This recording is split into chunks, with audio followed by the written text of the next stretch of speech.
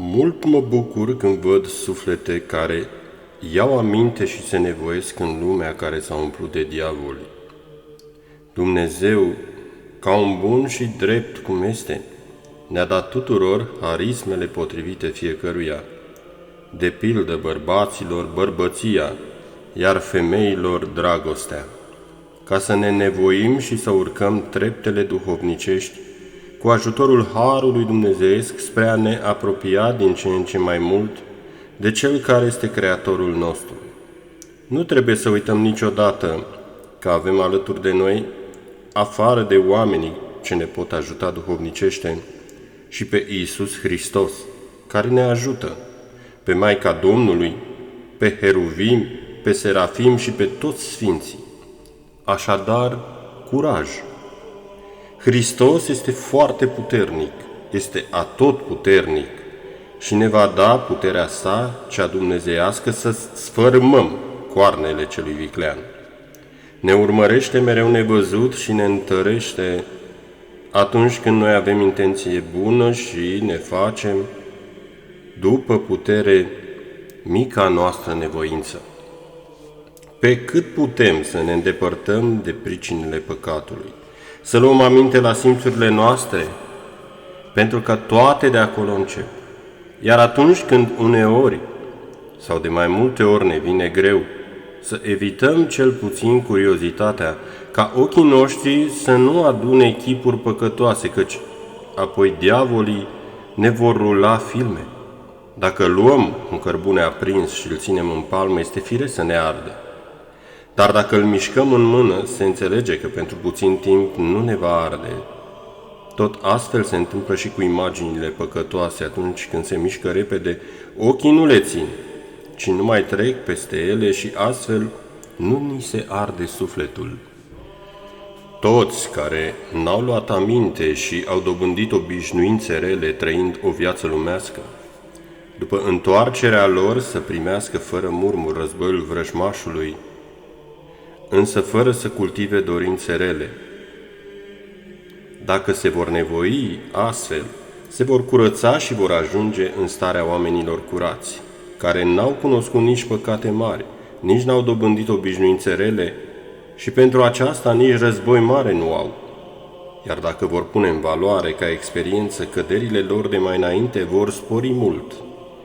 Dacă cineva merge pe un teren minat și nu cunoaște zona, va fi nevoit să înainteze foarte încet și cu atenție, căci altfel va fi aruncat în aer. Iar dacă va cunoaște mai mult sau mai puțin zona, deși se poate să fie rănit puțin, totuși cu experiența pe care o are înaintează statornic și repede.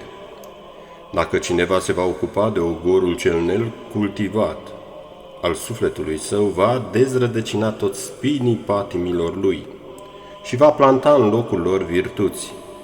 Dar această lucrare este obositoare și are trebuință de multă voință și răbdare. Părinte, să ne spuneți practic cum se face această lucrare. Fiecare să încerce în fiecare zi să pună în lăuntrul său ceva duhovnicesc, care va respinge ceva lumesc și păcătos.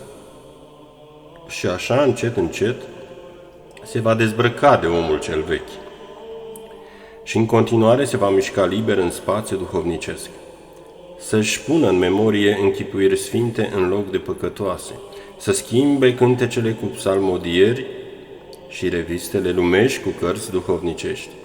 Dacă omul nu se taie de la orice lucru lumești și păcătos și nu are comuniune cu Hristos, cu Preacurata, cu Sfinții, cu Biserica Biruitoare și nu se lasă cu desăvârșire în mâinile lui Dumnezeu, nu poate dobândi sănătatea duhovnicească. Părinte, în ce constă sănătatea duhovnicească? Sănătatea duhovnicească înseamnă gânduri curate, minte luminată și inimă curată în care își fac să lași mereu Hristos și Maica Domnului. Trezvia neîncetată împreună cu supravegherea de sine și cu rugăciunea ne ajută foarte mult să dobândim sănătatea sufletului. Rugăciunea este absolut necesară pentru curățirea sufletului, iar curăția pentru păstrarea unei stări duhovnicești bune. Desigur, viața nu este o tabără de vară, are bucurii, dar are și muhniri. Înainte de înviere este răstignirea. Loviturile încercărilor sunt absolut necesare pentru mântuirea sufletului nostru, deoarece ele curăță sufletul. Așa cum se întâmplă și cu rufele, cu cât le frecăm mai mult atunci când le spălăm, cu atât se curăță mai bine. La fel și cu caracatița, cu cât o lovim mai mult, cu atât mai mult se curăță și se înmoaie. Și peștele este frumos atunci când înnoată în mare și este viu, chiar și atunci când este în piață, cu solzii și măruntaiele lui. Dar se face folositor numai atunci când se curăță, deși se urățește la exterior, iar apoi se frige. Tot astfel și omul atunci când pierde ceva lumesc, deși la exterior se pare că își pierde viața. Viabilitatea lumească, adică solzii în realitate, însă el se curăță de orice lucru nefolositor într-o sine și se frige. Atunci se face folositor.